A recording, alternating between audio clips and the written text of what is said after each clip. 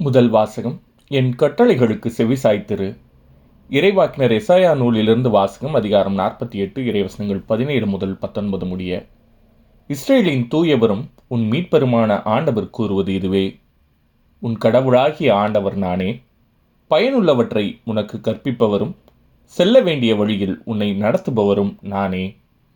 என் கட்டளைகளுக்கு செவிசாய்த்திருப்பாயானால் உன் நிறைவாழ்வு ஆற்றைப் போலும், உன் வெற்றி கடல் அலை போலும் பாய்ந்து வந்திருக்கும்.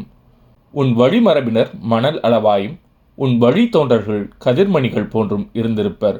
அவர்கள் வெட்டி வீழ்த்தப்பட்டிரார். அவர்கள் பெயர் என் திருமுன்னின்று அழிக்கப்பட்டிராது.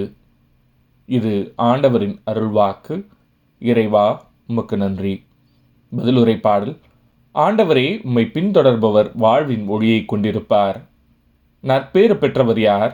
அவர் பொல்லாரின் சொல்லின்படி நடவாதவர், பாவிகளின் தீய வழி நில்லாதவர், இகழ்வாரின் குழுவினில் அமராதவர்.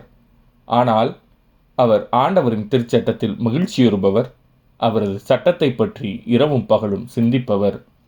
ஆண்டவரே, உம்மை பின்தொடர்பவர் வாழ்வின் ஒளியை கொண்டிருப்பார். அவர் நீரோடை ஓரம் நடப்பட்ட மரம் போல் இருப்பார். பருவ காலத்தில் கனி தந்து என்றும் பசுமையாயிருக்கும் அம்மரத்திற்கு ஒப்பாவார். தாம் செய்வதனைத்திலும் வெற்றி பெறுவார். ஆண்டவரே, உம்மை பின்தொடர்பவர் வாழ்வின் ஒளியை கொண்டிருப்பார். பொல்லார் அப்படி இல்லை. அவர்கள் காற்று அடித்துச் செல்லும் பதரை போல் ஆவர். நேர்மையாளரின் நெறியை ஆண்டவர் கருத்தில் கொள்வார். பொல்லாரின் வழியோ அழிவை தரும். ஆண்டவரே, உம்மை பின்தொடர்பவர் வாழ்வின் ஒளியை கொண்டிருப்பார். நற்செய்தி வாசகம். மக்கள் திருமுழுக்கு யோவானுக்கும் செவிசாய்க்கவில்லை, மானிட மகனுக்கும் செவிசாய்க்கவில்லை. மத்தேயு எழுதிய தூய நற்செய்தியிலிருந்து வாசகம். அதிகாரம் 11, இறைவசனங்கள் 16 முதல் 19 முடிய. அக்காலத்தில் இயேசு மக்கள் கூட்டத்துக்கு கூறியது: இத்தலைமுறையினரை யாருக்கு ஒப்பிடுவேன்? இவர்கள் சந்தை வெளிகளில் உட்கார்ந்து மறு அணியினரை கூப்பிட்டு, நாங்கள் குழல் ஊதினோம், நீங்கள் கூத்தாடவில்லை; நாங்கள் ஒப்பாரி வைத்தோம், நீங்கள் மாரடித்து புலம்பவில்லை என்று கூறி விளையாடும் சிறு பிள்ளைகளுக்கு ஒப்பானவர்கள். ஏனெனில் யோவான் வந்தபோது அவர் உண்ணவும் இல்லை, குடிக்கவும் இல்லை.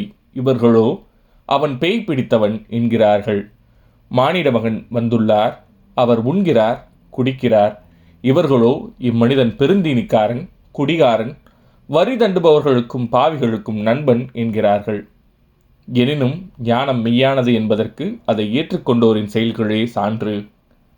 இது ஆண்டவரின் அருள்வாக்கு. கிறிஸ்துவே, உமக்கு புகழ்.